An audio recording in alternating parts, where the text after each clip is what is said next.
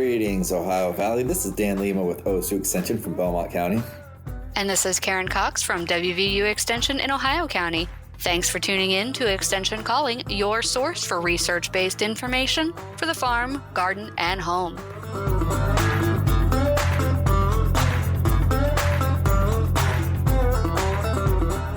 COVID-19 vaccines were given to tens of thousands of people in early clinical trials and to hundreds of millions of Americans since. Top health experts agree that COVID-19 vaccines are safe, effective, and trusted. Visit vaccinate.wv.gov or contact your local health department. So we were talking about fertilizer calculators to be able to tell you what the price you're going to be paying is.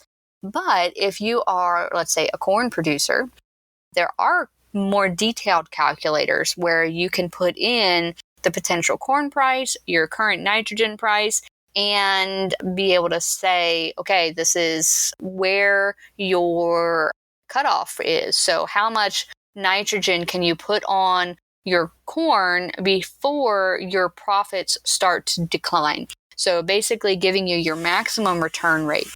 And this one is a cooperative program from basically all of the Corn Belt state extension resources.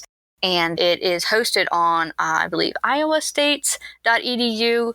But if you search for nitrogen corn calculator, you'll probably come across it. But otherwise, we can share it with you. But anyway, the thing I like about this calculator is you can see very clearly on the graph with the current price of nitrogen, what you pay in your area, and what you expect to get from your corn per bushel. And it will tell you how many pounds of nitrogen you can add before you hit that wall and your profit values start to go down. So just throwing in some of our current numbers here, the nitrogen for, let's say, anhydrous ammonia per ton, we're looking at 1,100. And then in 2020, we were looking at, what was that number again, Dan? So this time, according to the chart I'm looking at here, it's about $425 per ton for anhydrous ammonia. Okay, and then back in 2019, it was a little higher at 500. Right. So if we run just those numbers, so we can look at the different years, we can say that right now, with the prices as they are, let's say you were applying right now, which you obviously aren't if you live in the Northern Hemisphere, yay winter, but we're looking at a nitrogen price of 67 cents per pound. But when you look at your maximum return for your total nitrogen application, it tops out at about 150 pounds of nitrogen per acre. Whereas if you had a lower price for nitrogen, say back in 2020, you're looking at being able to apply 200 pounds per acre before your profitability started to shift. So, really what you're looking at is your profitability. You want to have a more profitable program here. So you're actually going to have less yield this coming year with this nitrogen application rate.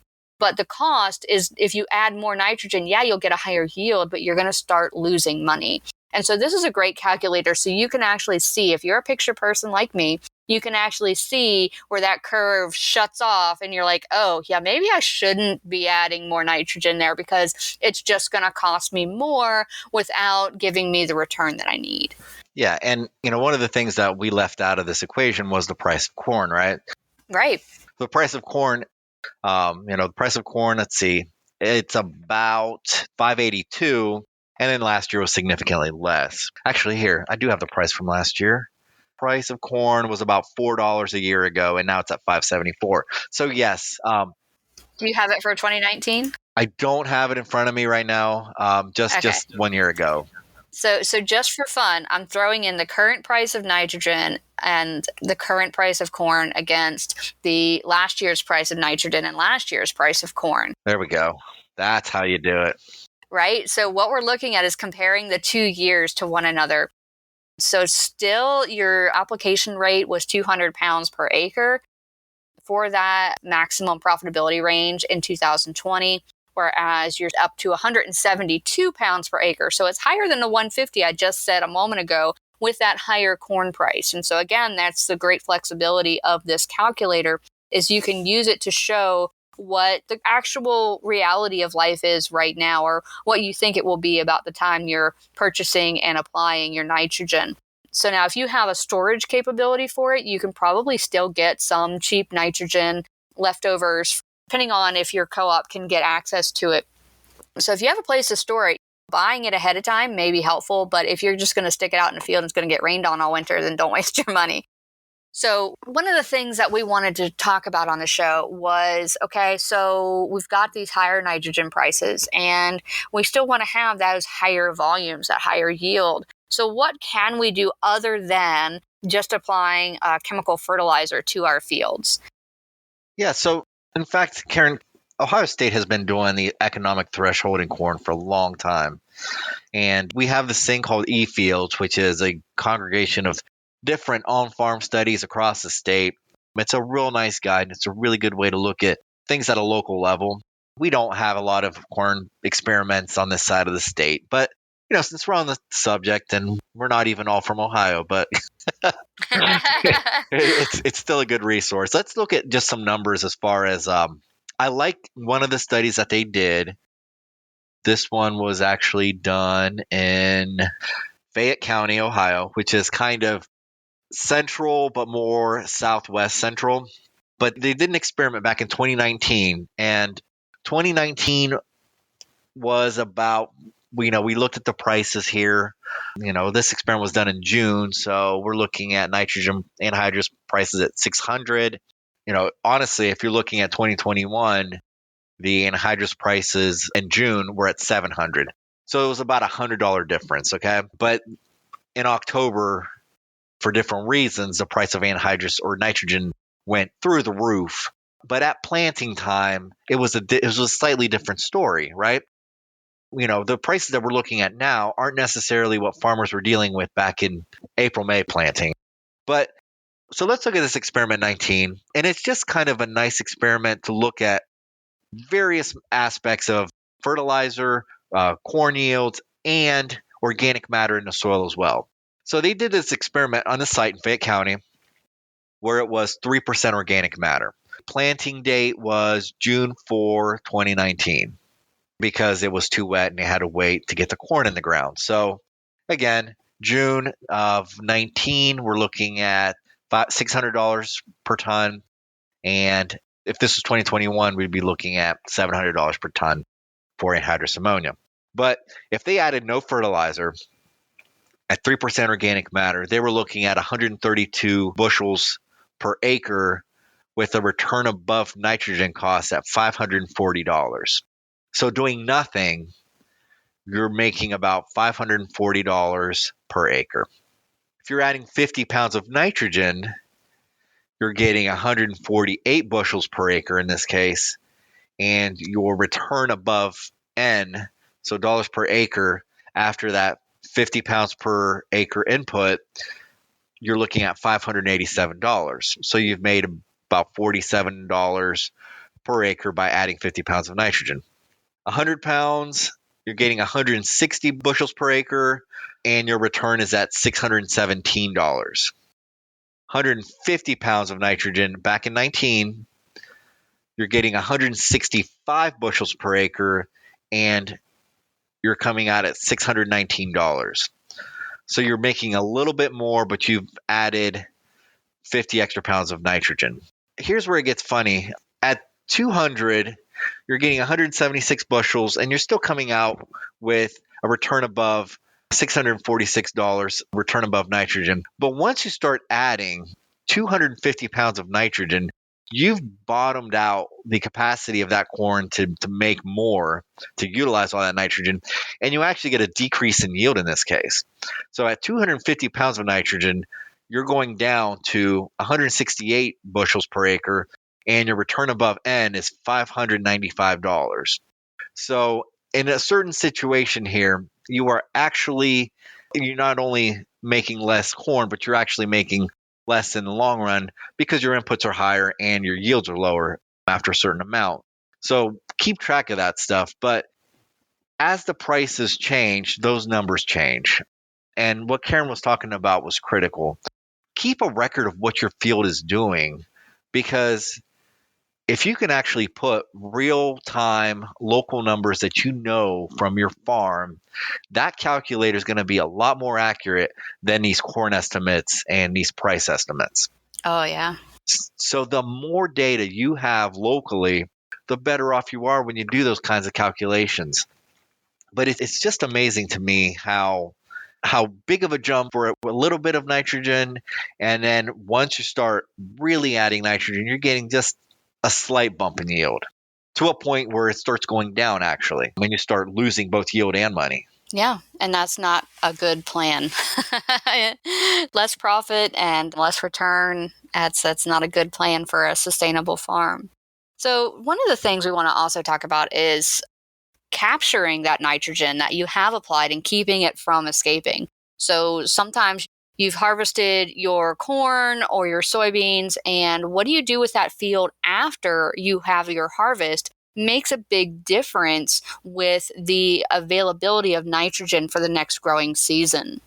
One of the things I want to talk about a little bit is cover crops. So by keeping something green in that field, it will continue to utilize that nitrogen and capture what's in the soil. Like say some's still available and you want to capture it. You get that cover crop in there, you let it grow, and then right before you're ready to plant again, you would kill that cover crop so that it starts to decay and thus release the captured nitrogen back into the soil. And you can do this on as small as a backyard raised bed garden. Throw some clover on top of it after you're done with your season, let it grow, and then just till it in the spring, or cut it off below the growing point if it's super small, and be able to get that nitrogen back so you don't even have to use much nitrogen fertilizer during the growing season. Also, let's talk about the organic matter, right? Because in that first experiment that I was going over, that soil had a 3% organic matter. So organic matter is going to be another way to stabilize that nitrogen. Yes. And the more organic matter you have, the more of that capacity to hold on to that nitrogen. So, I'm kind of going back and looking at that data again. It wasn't the greatest example because as they added nitrogen, they actually got an increase in profit. But you might not have that organic matter. So, if you're looking at the stability of that nitrogen with a low organic matter soil, you would have been looking at a whole different picture because that nitrogen would have been leaching a lot faster.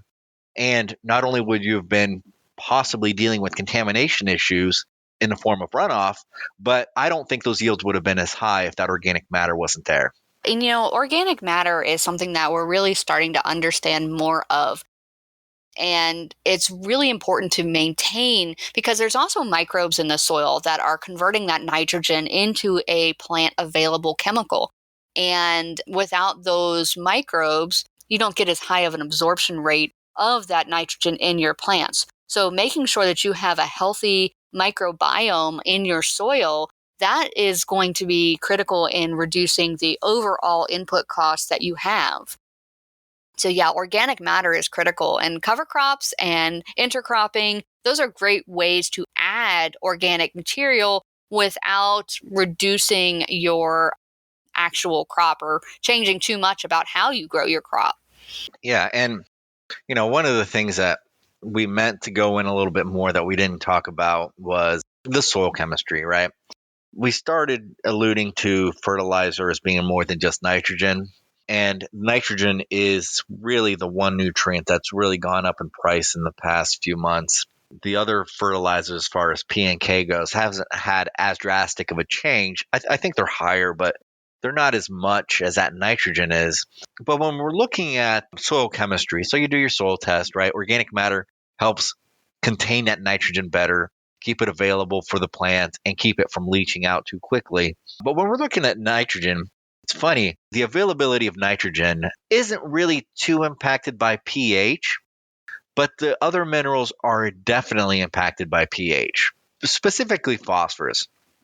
Once that pH falls below 6, phosphorus availability goes down so much that any little bit that's there, and we already have a limit of phosphorus in our area anyway, no matter how much nitrogen you're going to throw at it, you're going to be limited by not so much the availability of the plant with that nitrogen, but the amount of phosphorus in that plant, because all these nutrients are in balance. So if you have a limit of one macronutrient, just by throwing other nutrients at it, that one limitation is going to limit the plant the entire time. So you really have to make sure that when you're doing these calculators and you have everything calculated down to the cent, you are not shortchanging yourself by having a deficiency in something that you didn't see before. Yeah, most certainly. You need to take a look at your entire soil test. And also, depending on what crop you're growing, different nutrients are more or less important. And knowing what nutrients your specific crop needs are very important. And that's something you can talk to your extension agent about. Hey, I've got an orchard. What are my nutrient needs? Hey, I've got a vineyard. What are my nutrients? I have a pasture field, hay field. They all have different needs. And being able to represent your crop on your property with your soil type and your management system, do you have a lot of organic matter or just a little bit of organic matter? And all of those things kind of have to get pulled in. So there's a lot of different moving parts. And it's really important that you try to nail down as many of those moving parts as you can with actual data so that you can make informed decisions to help sustain your farm. Let's look at a dairy operation. We're talking about calculating cost of corn, cost of nitrogen, figuring out the best way to feed your animals in this case. So in this case, in a dairy operation, you're going to have dairy cows. Dairy cows are going to need a higher nutrient level. So a lot of times they'll use corn, whether it's grain or whether it's corn silage or something to that matter. There's going to be some kind of corn component to it. We always talked about when we're looking at prices, trying to figure out the best way to do things to maximize your profit.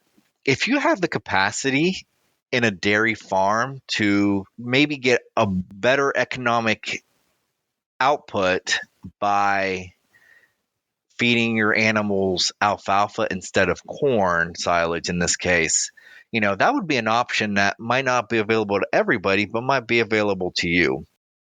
When we're looking at prices of nitrogen being higher than everything else, it kind of makes it a little bit more conducive to grow something like alfalfa.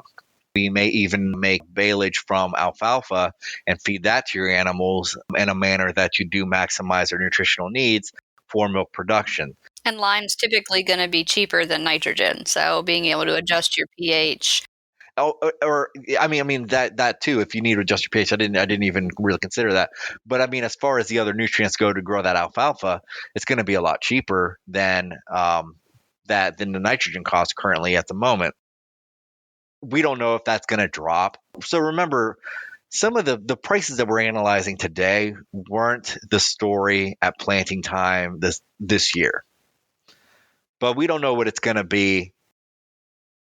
Right. And fuel prices typically go up in the wintertime just because there's a higher demand, right? So these prices hopefully won't stick around long, and we'll get all of our processing facilities back online, and we won't have as much of a pressure on our price system. But, even if the price of nitrogen is negligible, let's just say it's a low cost, it's never going to be negligible, but it still makes sense to put less on the fields if you can, right? So utilizing different systems, making sure that you are making good soil health decisions, that's going to reduce your overall price and improve your profit values.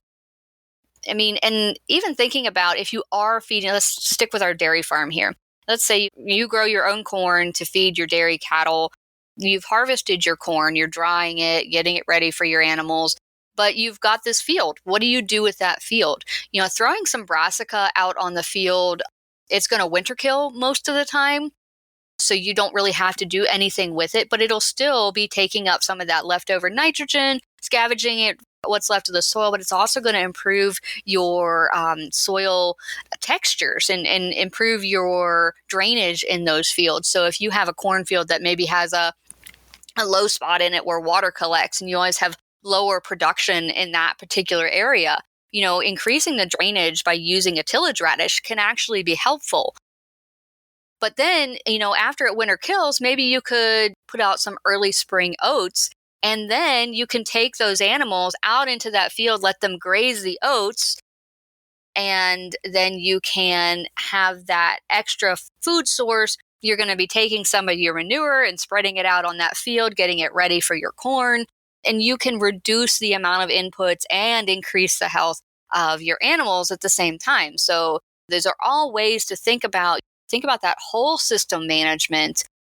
And there's a really great publication by SARE, which is Sustainable Agriculture Research and Education. SARE is a great institution. They have farmer grants. So if there's a research project you want to do on your farm, then you can apply for a farmer grant. You can cooperate with your local extension service to do research projects. SARE gives a lot of support to farms in developing information that you can use, and we're great partners with Extension. So what I'm talking about is they have a publication called Managing Cover Crops Profitably, and it's a great way to look at how you can not just have something that you're going to put out there and till in and be done with it, but there's other options available, and it's a great read. It's not terribly long, but you can also download it as a free PDF from the SARE website, or you can order a book if you are like me and like to read off of paper. But yeah, they have a lot of great publications too. So I do highly recommend checking out SARE. That's SARE, and it's the Sustainable Agriculture Research and Education Organization. So it's a great opportunity for good information. Yeah. So I guess I'm kind of stuck on this whole concept of, the nitrogen prices right now, like where they are. Farmers aren't really utilizing that price right now, Karen. But it is a good thing to think about as far as reflecting on your operation. What would I do if I couldn't afford the nitrogen? Yes. Because we don't know what it's going to be when we are planting next year. I mean, really, it's like if you look at the prices, it just skyrockets in 2 months, which, it wouldn't surprise me if it comes down in the next 2 months again. And it very well could, yeah. And it could, or it couldn't, right? But it's just a great thing to kind of talk about and then look at, because the stuff we're talking about really wasn't the case back in the planting season. Right. And it's just a whole idea of hope for the best, but plan for the worst, right? So if you have a plan in place so that you no longer need to apply nitrogen to your crops, then that's going to save you money regardless of the price. But it's also going to give you that nice cushion for when nitrogen prices do get high. And so it's just planning ahead, looking forward, that whole farm management mentality of looking at the soil as a living, breathing ecosystem and making sure that you're taking good care of your soil and all of the little critters that live in the soil that are helping to take care of your farm. And then if we also look at corn prices, like, remember I said the corn was at an all-time high, like back in May 2021, over $7 a bushel. And now, prices are nearly there. But think about that. The farmers were making decisions back then based on that corn price, based on that lower nitrogen price currently, but it was actually higher than it's ever been, like, in the past 3 years at that time anyway. But it was a whole different story back then. So, honestly, I think sometimes you can't anticipate knowing what the prices are going to do, what the market's going to do. But one of the things that you could always strive for is to better the land that you're in. So remember, you're talking about cover crops and being able to gain the texture, the drainage, just making decisions based on land usage and the capacity of the land to produce anything. Those are always going to be good decisions. As far as making decisions, making them strictly on economics, I should say current economics isn't necessarily the best way for long-term decisions. Making decisions on the productivity of your land, though, that's something that you'll be able to capture fluctuations as they come.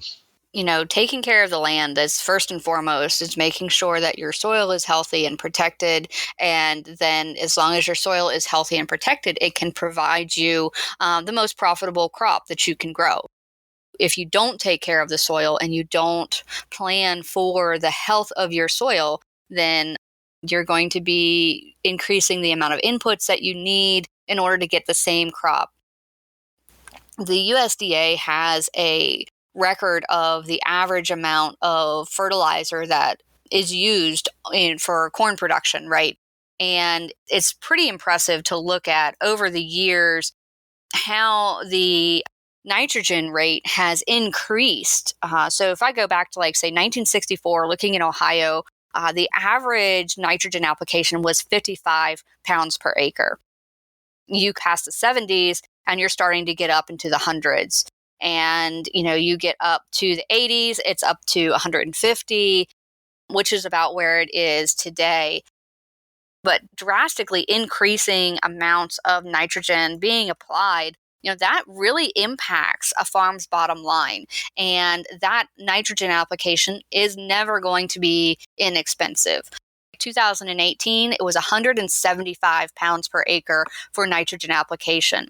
What is the difference between, 1964 versus 2019? And obviously, a lot of it's going to be tied to the amount of production per acre, that we are producing a lot more product in a lot smaller space, and our genetics are improved and they grow more and faster and bigger and better and all of that stuff.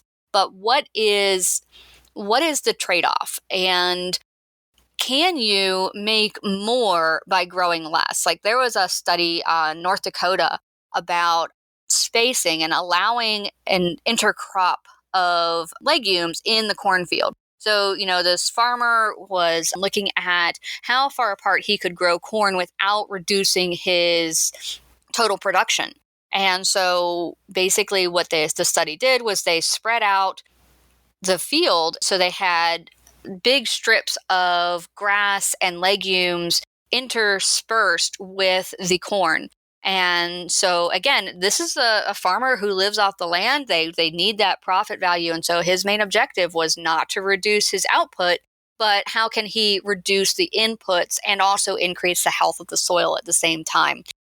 So that is an ongoing study. They're trying to do it for several years because soil changes do take several years to happen. So be patient with your farm, be patient with yourself, keep really good records, and watch how things change over time. Take some time during those down seasons where you are, flipping through seed catalogs to look at how your farm has changed over time. How has your production changed? How has your profit margin changed? And if you aren't keeping those kinds of records, reach out to your local extension office and we will help get you started on that. Because if you don't write it down and you don't have a record of it, how do you really know what you can do to change and improve your farm? Thanks for listening to Extension Calling. This show is a collaboration between OSU Belmont County Extension Educator Dan Lima and WVU Ohio County Extension Agent Karen Cox. If you'd like a transcript of this show, contact us at the office. Also, let us know if you enjoy the show by ranking us on your podcast app.